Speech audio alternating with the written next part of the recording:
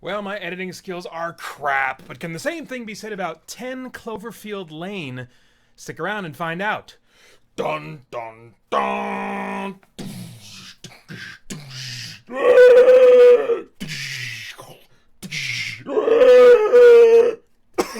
Okay, that was kind of a bad idea. Okay. Bad idea. I'm Peter Franson from christiangeekcentral.com and Spirit Blade Productions, and this is my uncut review of 10 Cloverfield Lane. Now, the synopsis on IMDb reads, after getting in a car accident, a woman is held in a shelter by two men who claim the outside world is affected by a widespread chemical attack.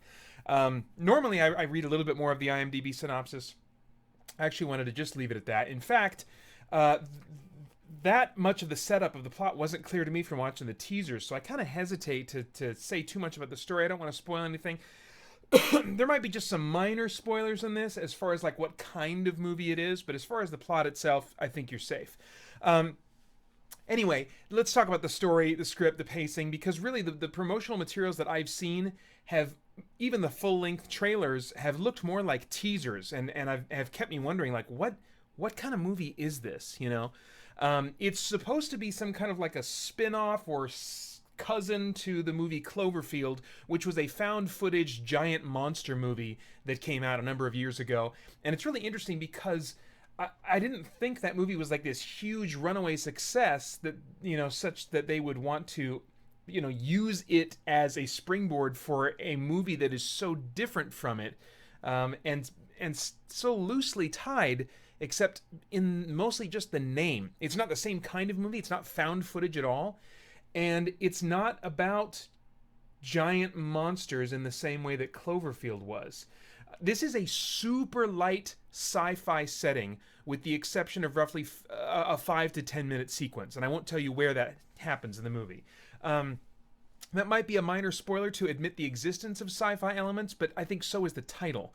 And if you don't know, if you go into this movie not knowing that there are any sci-fi elements at all, I think that when they appear, it might be so out of left field. Like if my parents went to see this, and they were just kind of expecting like this kind of intense drama about people cooped up in the same spot and, you know, wondering who's dangerous or not or whatever, you know, I think when the sci-fi elements came in, they'd be like, what the crap? I mean, my parents don't say what the crap, that's my thing, but I mean, I think they would have been like, oh no, this is weird, you know, something like that. But when you go in and you're expecting some kind of sci-fi element, I think that some people, myself included, may be a little bit disappointed by how little sci-fi there actually is, and how much this is really a forced isolation with people who might be crazy drama, you know.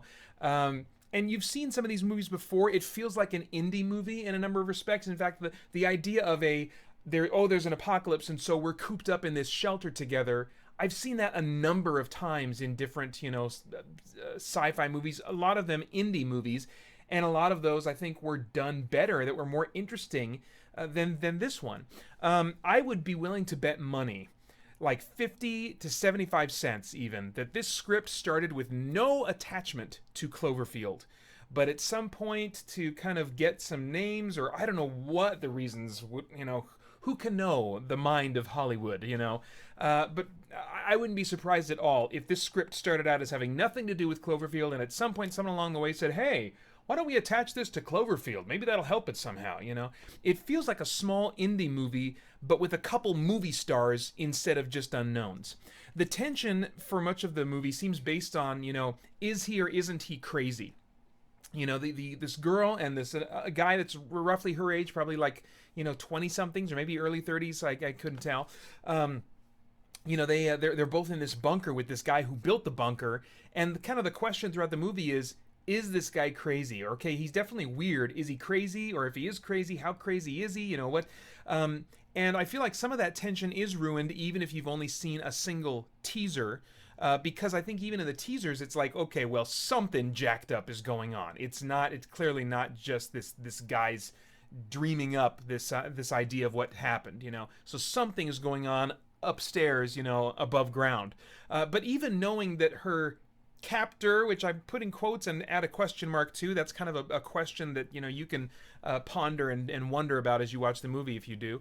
But even knowing that her captor is right about some kind of invasion, maybe sci-fi type thing going on outside their protective bunker, that doesn't take away from wondering if he might still be crazy in some other ways and how dangerous he may or may not really be. So I think that some of that tension is still intact, but other parts of it that I feel like the movie is trying to rely on a little bit, okay, is there something really going on outside or not, is kind of spoiled just by the marketing. And I feel like they're probably in between a rock and a hard place, because if they didn't imply, like I said before, that there's some sci-fi element, so that you could completely be wondering as you go into the movie, then I think when that does happen, people might be like, what is this? What are we watching? I didn't really want to watch a sci-fi movie or whatever. So this is a hard one to market, which is another reason why I think why it reminds me of an indie movie, because a lot of indie movies like this one, or all kinds of indie movies, they just don't fit in that. They're not easily marketed because they are just kind of outside the box, and they're just doing some different things that can't be expressed or you can't prepare an audience for them in just a little trailer or marketing thingy.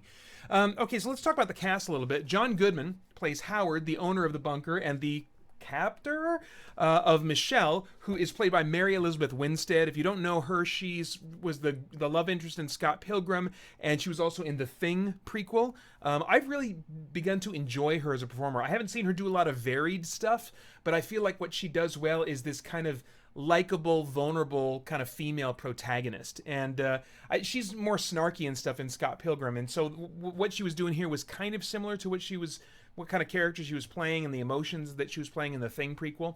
I've really enjoyed her in what I've seen her in so far, and so it was neat to watch her in this one. And then John Gallagher Jr., who I don't know from anything, he plays Emmett, which is another person that's just kind of stuck in the bunker with Michelle and the creepy Howard. I thought that all three gave really great performances, with certainly John Goodman, in my opinion, being the standout. His bursts of anger amidst long stretches of quiet awkwardness kept me wondering and kept me nervous about him for most of the movie. Stunts and visuals. Well, there's some CG in the sci-fi sequences, but I felt like it was masked well by blurred camera focus. Like it would be something going on in the background. And I like that, especially when, you don't have a big budget for CG. And also, just for me, I'm cursed with an eye that picks out CG pretty easily. So I actually like it when they kind of hide the details of the monster or the big thing or whatever's going on kind of in the background. That whole kind of hide the monster approach in movies with CG characters or monsters or whatever yeah, I just like it. I get taken out of the movie less because it's asking less of my suspension of disbelief. This is not a movie that's filled with stunts, effects, or action, though. It is a suspense drama, and if you expect eye candy, you're likely going to be disappointed. So is there anything of moral, philosophical, spiritual relevance in this movie that might trigger some worthwhile thought or conversation? I don't think so, like, automatically. Maybe for some people. For me, I kind of had to think. I was like, well, what would be a theme that, that maybe I would think about? So I did have to reach. I don't think it's going to come to people naturally. But the thought that came to my mind was, don't throw the baby out with the bathwater when in search of truth. They're wondering through this whole movie, is Howard telling the truth?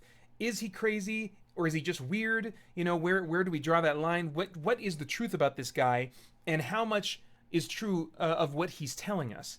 And I think that's kind of like a really relevant thing for us to consider as we are listening to different voices in our lives, whether we're looking for, advice about political issues, or whether we're looking at like some of the really big issues of like, is there a God? Or, who is God? What is God like? Yes, there comes a point when someone's credibility is destroyed by their character, and then it's better to just look for a different source of information. There's just some people that take a view that I've seen them use words loosely and in a sloppy manner, and it just comes to the point where I'm like, okay, I'm not discounting your view, but I want to find a different spokesperson for it because you just have lost credibility with me. I don't feel like you're really searching for truth yourself, just in the way that you're using words and making really broad statements and stuff, unsupported statements. And anyway, so certainly there's going to be situations like that, but but I don't think we should assume that any given claim that exits the mouth of a discredited source is false, you know?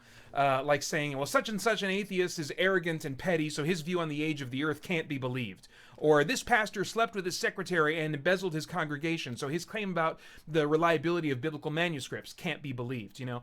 If we want to pursue truth in every area of life, the challenge that we face is to keep digging and looking for information from the best available sources, and a variety of them whenever possible, even if some people are taking opposing views who, you know, rub us the wrong way or who have just proven themselves to be an unreliable source. I think our duty is to say, okay, well, what about the argument itself? What about the claim itself?